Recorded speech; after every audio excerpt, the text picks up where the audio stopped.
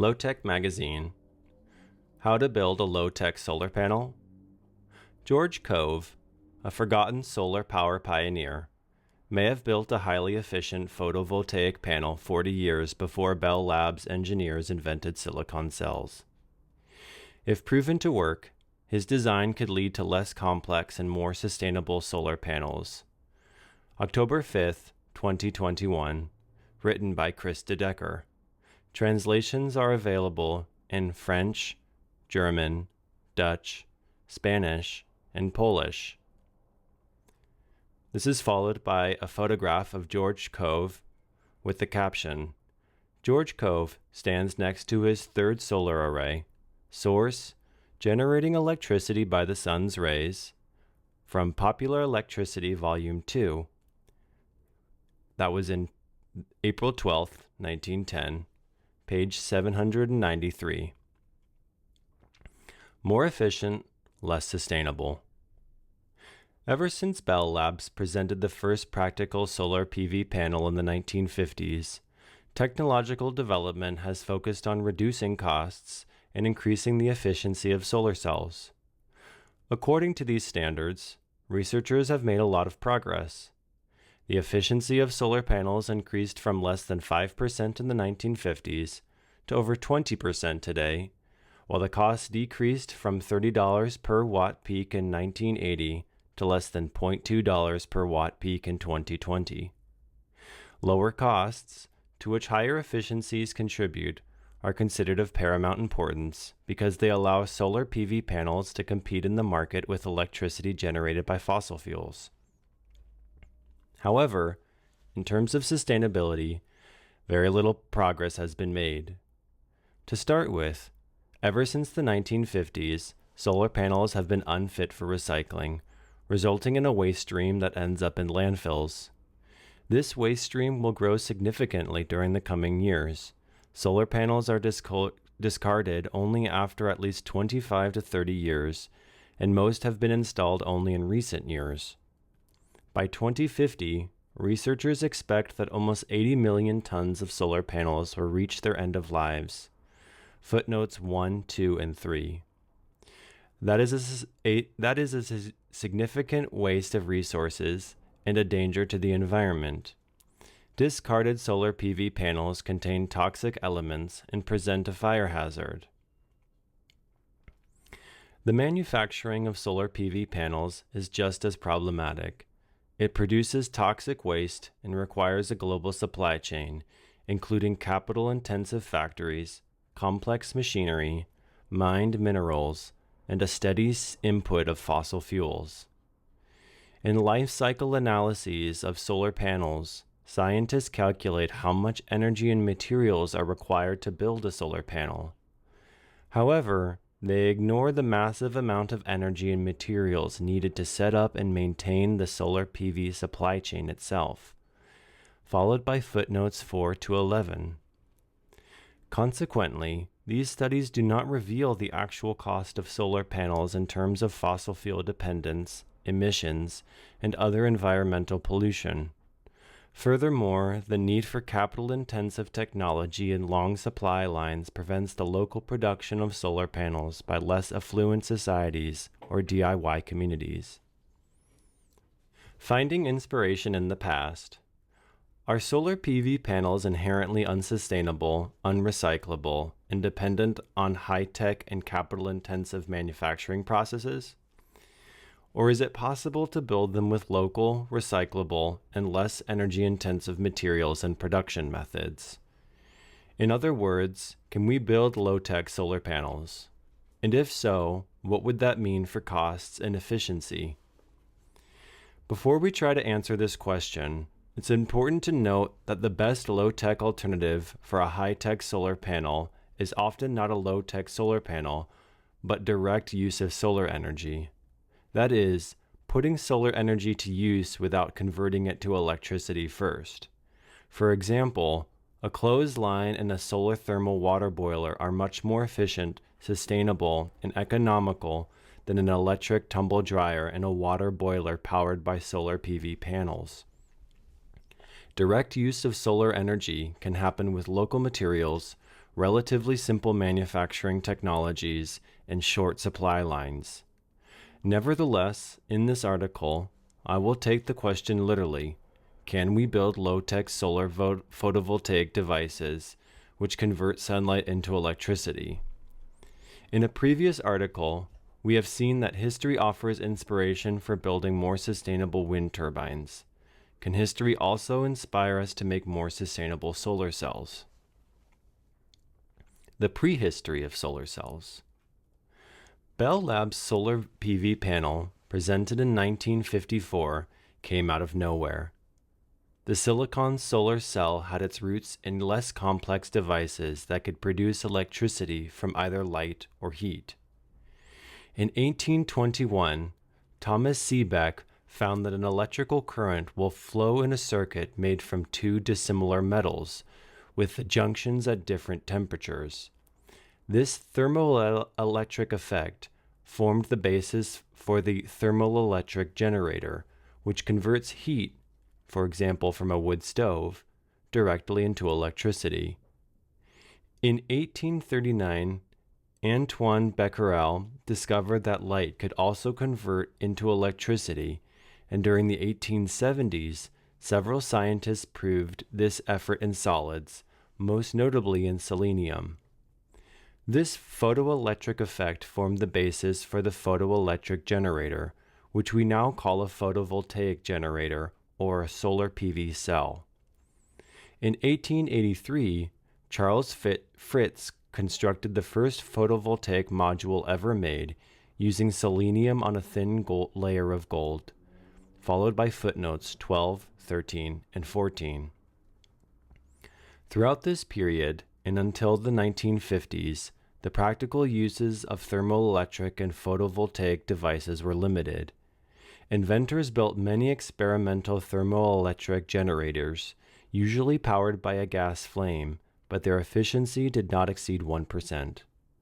Likewise, Charles Fritz's solar panel and the selenium solar cells made afterward obtained just 1 to 2% efficiency in converting sunlight into electricity, followed by footnote 15. In short, the period before the 1950s doesn't seem to offer much inspiration for building more sustainable solar PV panels. A forgotten pioneer of solar power. However, the prehistory of the solar panel may be incomplete. In 2019, I received a mail from a reader of Low Tech magazine, Philip Pesavento. I have been studying an early pioneer in solar cell technology from the pre-World War I era since the early 1990s. I am getting too old to continue doing anything with this, and even though there have been 1 or 2 scholarly articles about Mr. Cove, they have completely missed what he accomplished. I am enclosing a PDF of a PowerPoint that I put together back in 2015 and never presented to anyone. If you are interested in pursuing writing a paper yourself, I could mail you a thumb drive with all the background material that I have collected. If Philip Pesavento's historical account and hypotheses are correct, George Cove set out to build a thermoelectric generator, but accidentally made a photovoltaic generator, a PV solar cell.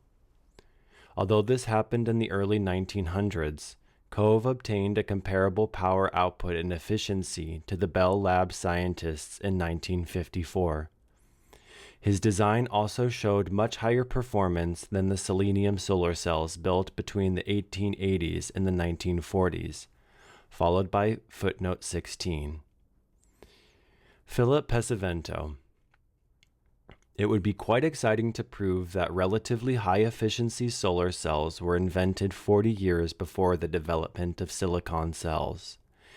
More importantly, if it turns out that there was a solar voltaic cell in the panel system before World War I, it might also have some advantages concerning the cheapness of raw materials, low embodied energy to convert the ores into metallic materials, the efficiency of the final PV cells, and the ease of fabrication.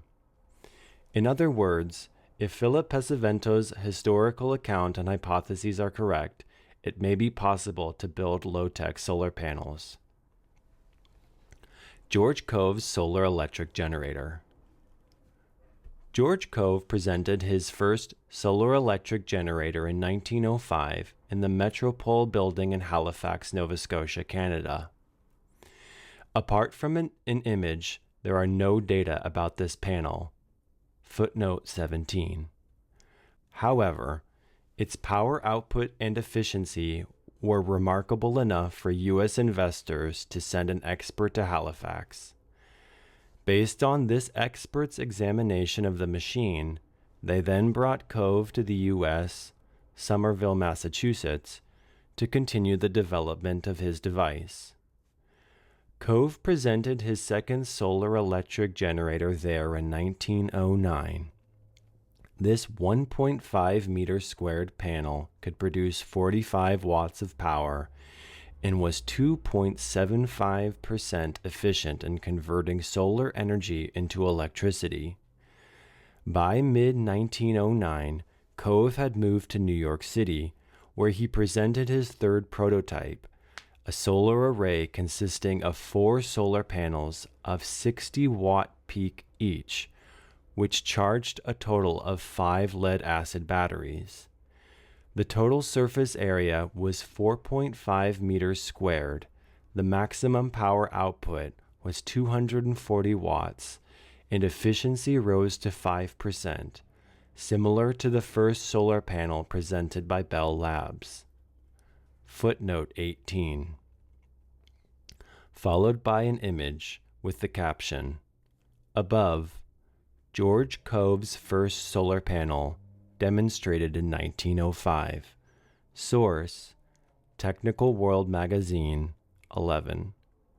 4 June 1909. Followed by a second image.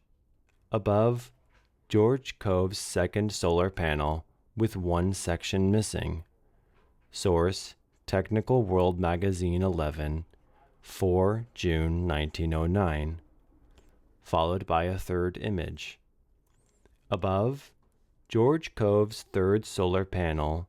Source, Harnessing Sunlight, Renee Homer, Modern Electrics, Volume 2, Number 6, September 1909. Followed by a fourth image. George Cove's third solar panel. The panels are now tilted at an angle as opposed to lying flat. Source, Literary Digest, 1909. And finally, a fifth image. Above, one of the solar panels of Cove's third solar array with the glass cover removed. Source, Harnessing Sunlight, Renee Homer, Modern Electrics, Volume 2, Number 6, September 1909. Although George Cove is absent from most historical accounts of solar power, his solar electric generator impressed some popular tech media of the day. For example, in 1909, Technical World magazine wrote that such a machine is cheap and indestructible as a kitchen range. Even in its present and somewhat crude experimental state, given 2 days of sun, it will store sufficient electrical energy to light an ordinary house for a week. The inventor has proved this now for months in his establishment. Footnote 19. Plugs set in asphalt. How did George Cove manage to build a solar panel that was 40 years ahead of its time? According to Philip Pesavento, who has a background in semiconductor engineering, Cove intended to build a better thermoelectric generator, TEG. He exposed his generator to the heat from a wood stove and direct solar energy. Edward Weston had made the first experimental solar thermoelectric generator, or STEG, in 1888. Cove's intentions are also clear from how he described his device.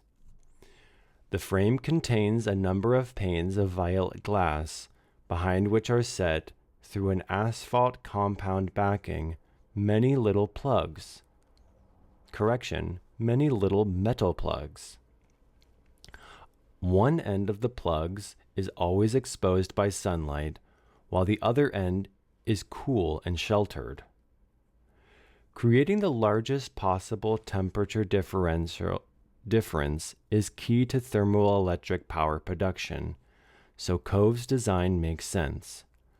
The problem is that when he measured the power output of his generator, it did not respond to heat like a thermoelectric generator was supposed to do. Initially, Cove observes that his invention both uses heat and light to produce electricity when exposed to solar energy.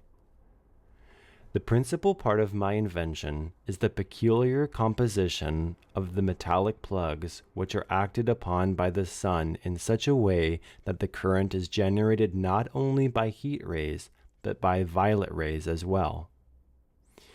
However, after further experiments with both the wood stove and solar energy, Cove states, when the machine is exposed to various sources of artificial heat, it gives no electricity whatsoever.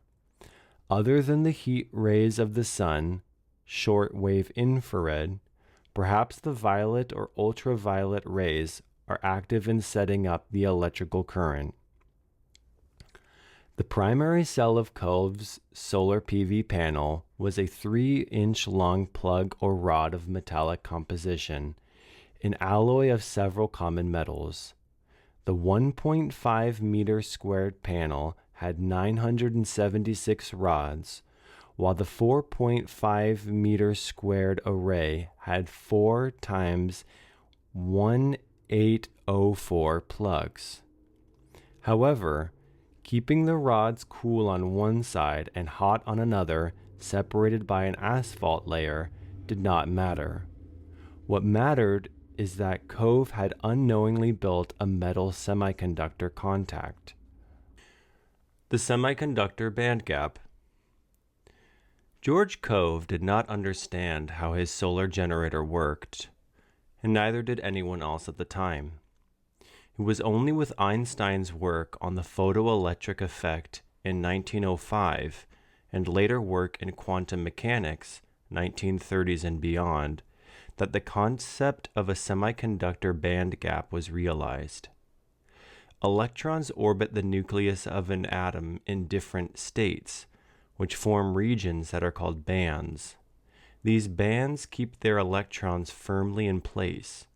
In between these bands are band gaps, states in which no electron can be. Conductors have no band gaps, and so electrons flow through them.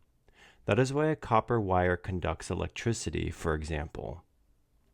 In insulators, like wood, glass, plastics, or ceramics, there is a very wide band gap, which blocks the flow of electricity. Finally, in semiconductors, there's a relatively narrow band gap. That allows them to either act as an insulator or a conductor.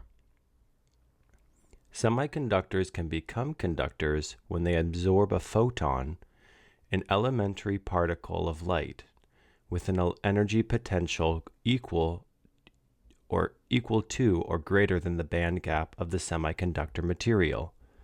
Footnote 20.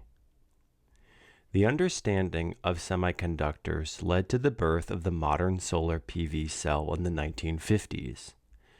It also improved the performance of thermoelectric generators, be it for different reasons. Thermoelectric generators do not take advantage of the semiconductor band gap. However, semiconductors have higher thermal voltages and lower thermal conductivities than metal and metal alloys with no band gap, making thermoelectric generators more efficient. The Schottky junction. For a photovoltaic effect to exist, there must be some inhomogeneity in the system. In the 1950s, Bell Labs scientists managed to do this with the so-called p-n junction, which forms a boundary between a positively charged and a negatively charged semiconductor. P-type semiconductors have electron vacancies called holes, which attract electrons, while N-type semiconductors have extra electrons. At the junction between both is an electric potential. However, it's also possible to create a PV cell from a so-called Schottky junction, which connects a semiconductor with a metal. In this case, the metal functions as the N-type semiconductor. Philip Pesavento. My hypothesis is that George Cove stumbled upon a Schottky contact photovoltaic cell decades before it was described by Walter Schottky. Footnote 21. There is the possibility of both photovoltaic, predominantly, and thermoelectric responses from these devices. The plug was an alloy of zinc and antimony, which we now know is a semiconductor. It was alternately capped by German silver, a nickel, copper, and zinc alloy, and copper on opposite ends. This formed an ohmic contact and Schottky contact, respectively. This is a photovoltaic device. Accidental discovery. According to Philip Pesavento, George Cove probably started with German silver as the negative material on both ends of the plugs, and an antimony zinc alloy, ZnSb, as the positive material. These were best available thermoelectric materials at the time. Quote, he probably ran out of German silver and substituted copper to finish making up a bunch of plugs, since the difference in thermoelectric voltage between using copper and German silver was small. Then, during testing, Cove noted that these plugs, with a German silver cap at one end and a copper cap at the other end, gave much greater voltage, hundreds of millivolts versus the usual tens of millivolts for a thermoelectric generator. What happened? By using copper, Cove had unknowingly built a Schottky junction. That converted his thermoelectric generator into a photovoltaic generator. Such a device works the same as a photovoltaic solar cell, but on a different wavelength. The solar spectrum covers a range of approximately 0.5 to 2.9 electron volts, EV, from infrared to ultraviolet. A semiconductor with a band gap between 1 and 1.7 EV efficiently converts visible light into electricity, a photovoltaic generator, while a semiconductor with a band gap between 0.4 and 0.7 EV efficiently converts short-wave infrared solar energy into electricity, a thermophotovoltaic generator. Followed by a picture. Above, this drawing from Cove's 1906 patent shows the zinc antimony alloy, B, the German silver ohmic end cap, C, and the copper or tin Schottky end cap, F. All these are press fit because soldering the connections lowered the efficiency. We now know that ZnSb, the negative material in Cove's plugs, is a semiconductor with a band gap of 0.5 eV. That largely explains why the inventor initially observed that his solar generator converted both heat and light into electricity. A thermophotovoltaic generator matches not only the infrared tail of the solar spectrum, it also matches the direct spectrum of a burning flame or a red-hot emitting surface which is heated by burning wood or natural gas. It also converts the lower portion of the visible spectrum into electricity, be it very inefficiently.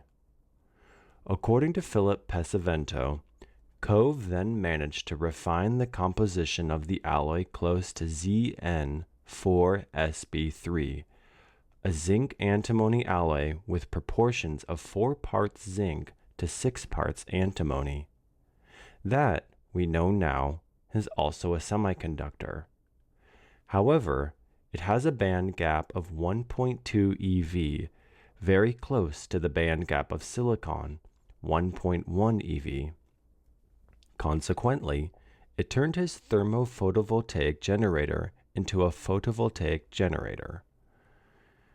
Quote, in his enthusiasm, Cove probably made up a larger number of plugs and somehow got the proportions wrong on one batch.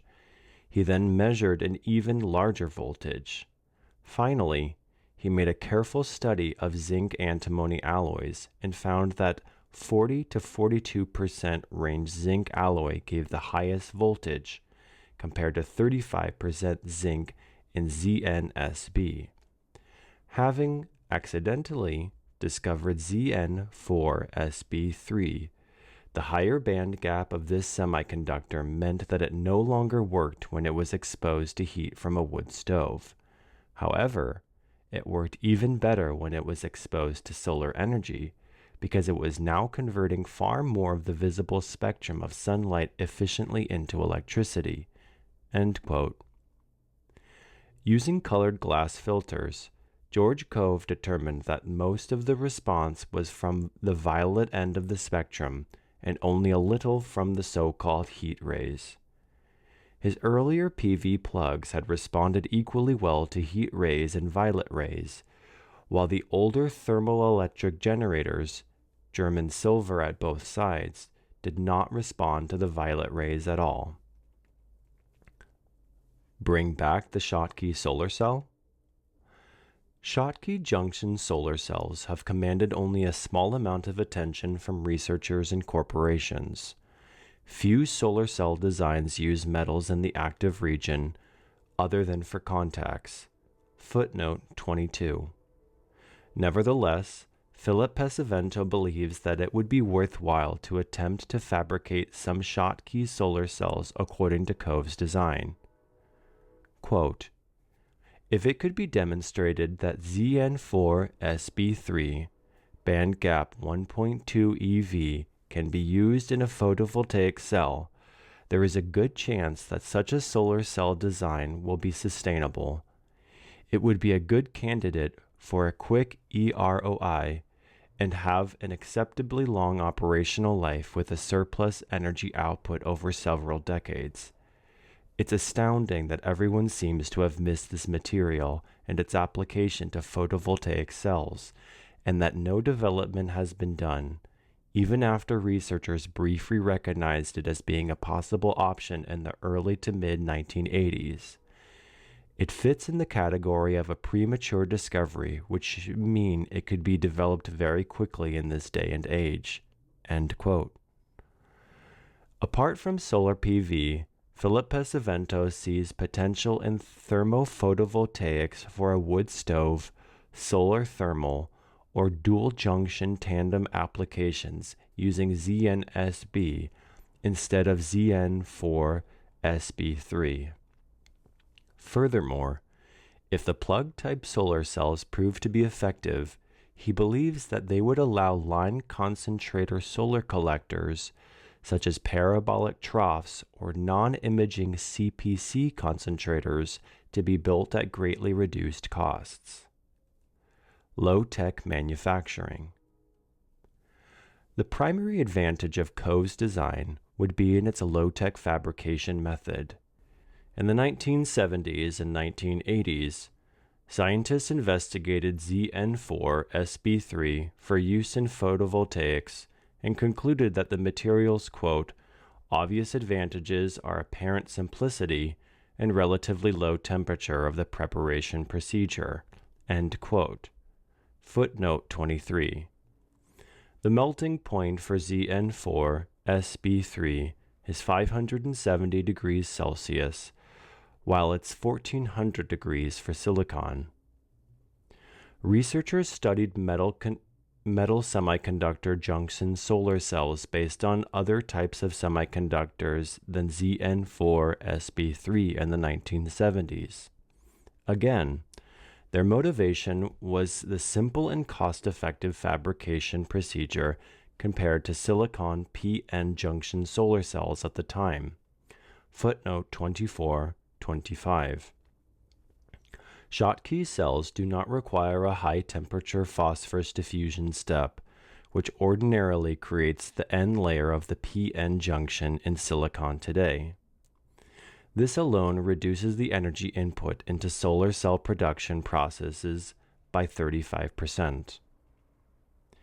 During the 1980s, researchers made important advances in silicon p-n junctions, and interest in the alternative configurations waned. However, there has been renewed interest in recent years.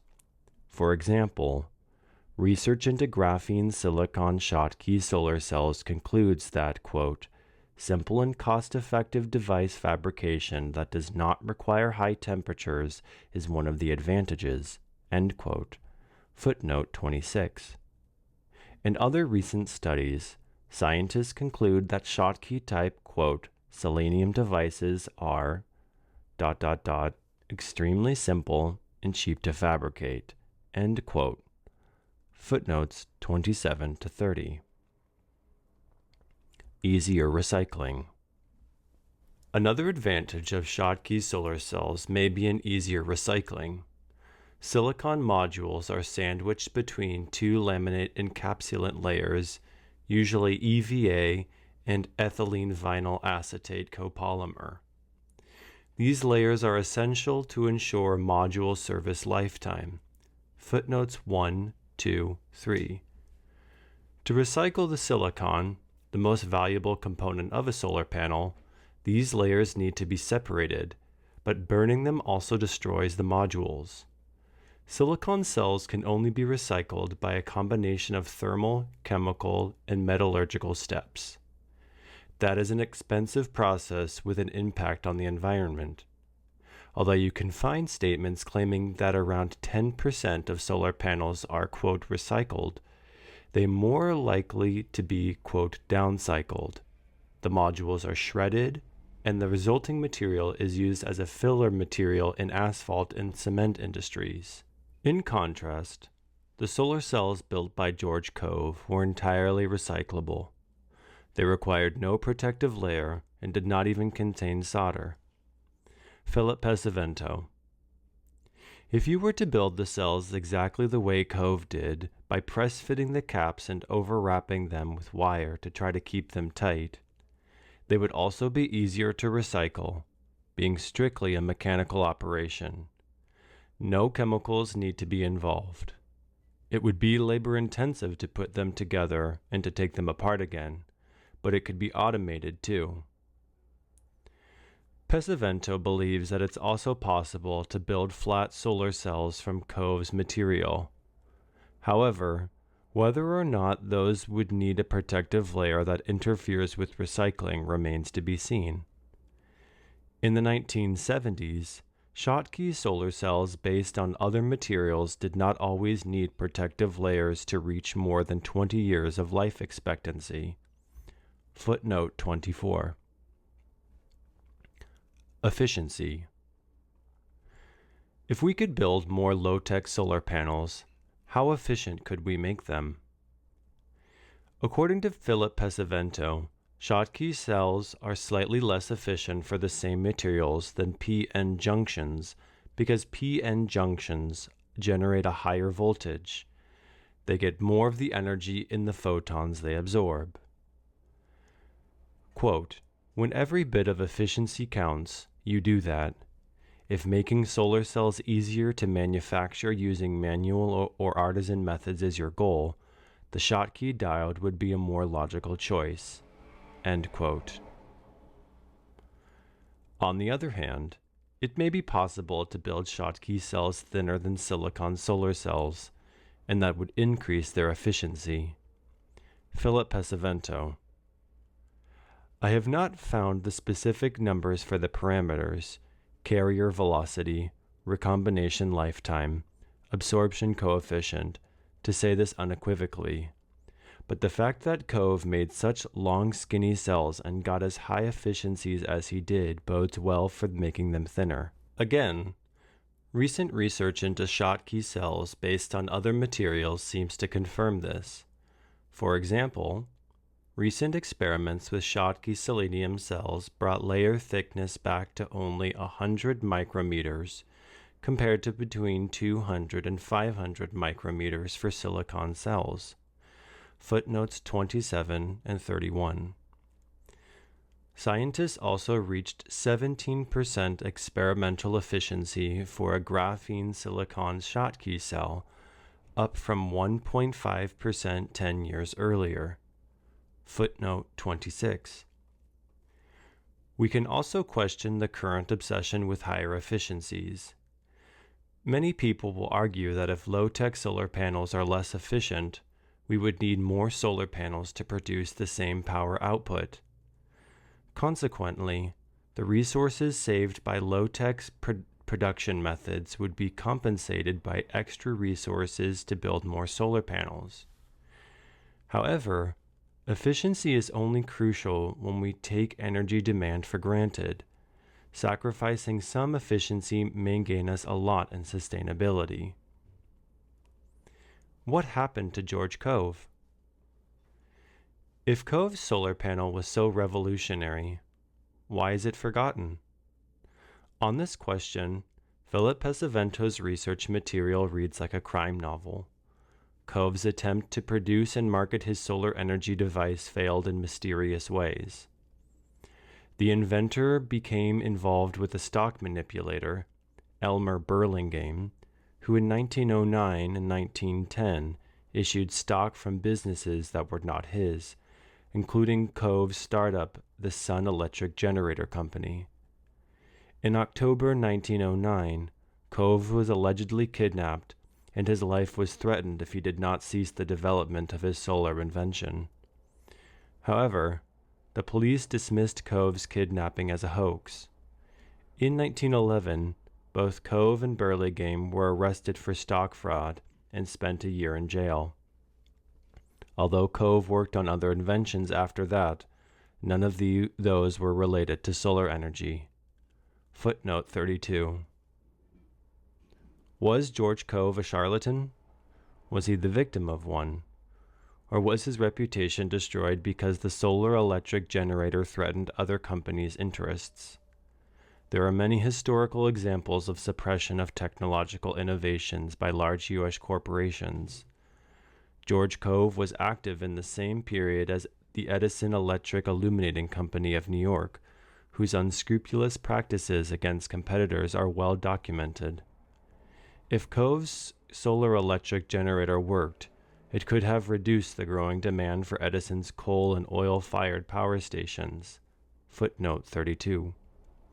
Earlier, in the 1880s, Edison had bought the company that produced the best thermoelectric generator at the time, Clayman's improved thermopile, and subsequently stopped the development of the machines. Footnote 33. More mysteries. However, while it's tempting to see George Cove as a victim, we can only speculate. Philip Pesavento's archive material contains more mysteries, such as Cove's patent, applied for in 1905, granted in 1906. In his patent, the inventor describes the making of his ZN4 SB3 plugs in detail, which helped Pesavento to calculate the power output and efficiency of solar arrays. However, Cove describes these plugs for converting heat from a wood stove into electricity, which is not compatible with his choice of material. To make the stove generator work, it requires ZNSB plugs with a band gap of 0.5 eV. Philip Pesavento, quote, "Was this misdirection on the part of Cove to prevent folks from copying his stove patent and getting it to work? I don't know." End quote. After all, Cove is totally unknown, and when known, is thought to have invented a solar thermoelectric generator, not a solar PV panel. If you look closely at the two photos, You can see where the top of the right column portico behind him was cut and pasted to where Cove had been standing. It's not quite right in its perspective." End quote. This concludes this recording of Low Tech Magazine, How to Build a Low Tech Solar Panel.